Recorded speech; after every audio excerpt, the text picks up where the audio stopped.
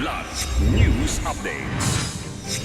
Mga balita ngayon, mga dating rebelde sa Davao Oriental tinalikuran ang armadong pakikibaka. Nail powder, shabu pala, 27.5 million pesos na halaga, idineklarang salon products na sabat sa Clark.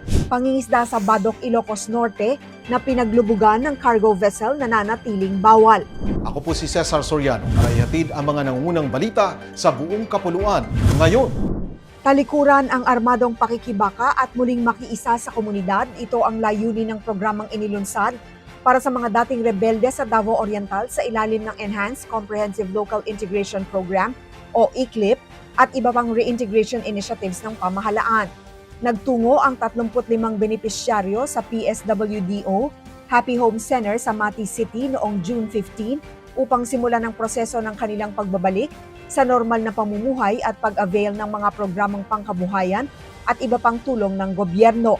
Dumalo sa aktibidad sina Davao Oriental Police Provincial Office o DOPO Officer in Charge Police Colonel Joseph Fajardo Jr., 1001st Brigade Commander Brigadier General Vince James Bantilan, mga kinatawan ng DILG at pamahalaang panlalawigan bilang suporta sa peace and reintegration efforts sa lalawigan.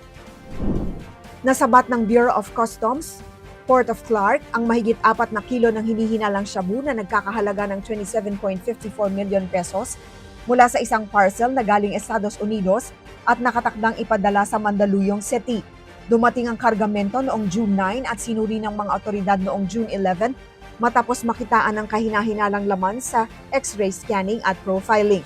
Sa masusing inspeksyon, nadiskubre ang hinihinalang shabu na itinago sa nail care set at mga lalagyang nakadeklarang nail powder at iba pang salon products. Ayon sa customs, posibleng nagresulta sa methamphetamine hydrochloride ang paunang pagsusuri sa nakumpiskang substance. Inilipat na ang mga sample sa PIDEA para sa confirmatory laboratory examination. Sa Oil Spill Bulletin No. 3 na ililabas noong June 16, sinabi ng BIFAR Region 1 na mananatiling bawal ang pangingisda sa paligid ng Barangay La Virgen Milagrosa sa Badok, Ilocos Norte habang hinihintay ang resulta ng pagsusuri sa mga lamang dagat na posibleng naapektuhan ng lumubog na cargo vessel na LCT MSCI-1.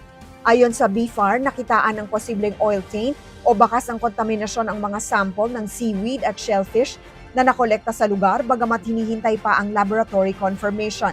Sumadsad at lumubog ang LCT MSCI-1 noong June 8. Bagamat wala nang namamata ang aktibong oil spill, patuloy ang monitoring habang naghahanda para sa salvage operations. Aabot sa 296 na mga pamilyang mangingisda ang naapektuhan ng insidente. Para sa Kidlat News Channel, ako si Rosalyn Sigchongco, nag-uulat. Ako po si Cesar Soriano, kasama nyo sa bawat pagputok ng balita.